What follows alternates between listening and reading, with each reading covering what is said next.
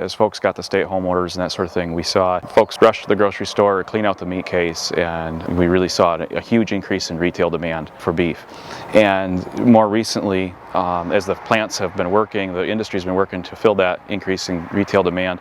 We're seeing the virus spread as folks are hearing, and we're finding that it's affecting, in some cases, workers at some packing plants. And that's causing some slowdowns at packing plants or some complete shutdowns in some cases. And what happens when a plant shuts down, cattle that were contracted to be delivered to those plants often shift to other plants elsewhere in the country. What that creates is a backup of cattle that would normally be purchased on the cash market for those other plants, or if those plants are slowing down, they just physically can't handle the volume of cattle that they typically would. That results in buyers not purchasing cattle on the cash market because the plants just can only handle so many. And so that's the situation that we're seeing here in Michigan right now. Our plants are operating, but in some cases significantly slower, half capacity or what have you, as they're taking the proper precautions to prevent the spread of the disease within the workforce and protect the workers. So we are seeing those cattle kind of back up at the feedlot sector. We're not seeing the volumes go through the markets, and so that's affecting our producers. We are a finisher here at Ruggles Beef Farm, so we get Holstein cattle at about 700 pounds and raise them till about 1450, and we do a futures basis contract and lock it in when we buy those cattle at 700 pounds. And currently we're having to hold April cattle because we contract some through JBS plant in Greeley, Colorado that recently shut down due to COVID-19 getting into the workforce.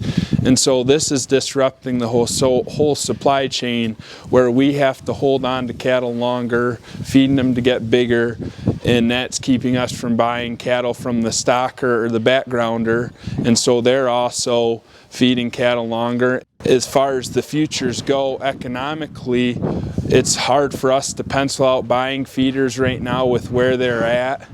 We're currently holding our cattle longer, they're holding theirs, and that'll trickle down to the cow-calf producer and so on down the line, so it's just causing a logjam in the supply chain.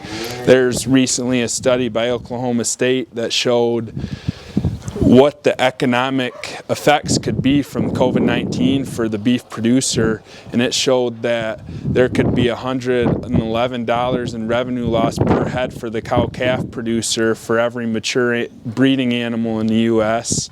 There could be $159 loss per head in revenue for the stocker or backgrounder, and $205 in loss in revenue for the finisher in the beef production segment. So COVID-19's hitting the beef producer pretty hard, and another effect that we're going through is distillers grains 20% of our ration here at Ruggles Beef Farms for feeding cattle, and with the demand for ethanol down, it's getting harder and harder to get distillers, and the price of that will go up, which further complicates feeding cattle right now.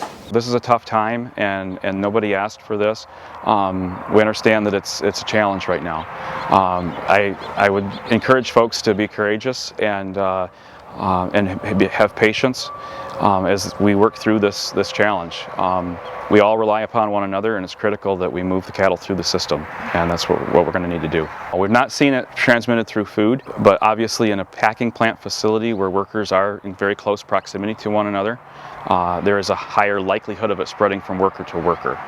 And so that's why we're seeing the extra precautions being taken in processing plants and all food processing plants, for that matter, to ensure that workforce stays healthy and that we can continue to move product to consumers. Our workers have still been able to come to work. We're trying to be as safe as possible using hand sanitizer or Lysol. If there's anybody feeling under the weather, they're being advised to stay home. Having livestock here on the farm, the cattle have to be fed every day just like we do.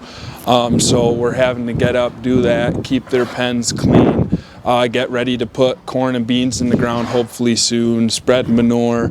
Just hoping that everybody stays safe, stays healthy. Hopefully the beef processing plants and pork processing plants can figure out a way to test so they keep their workers safe but are able to stay open so we can keep supplying the world with food.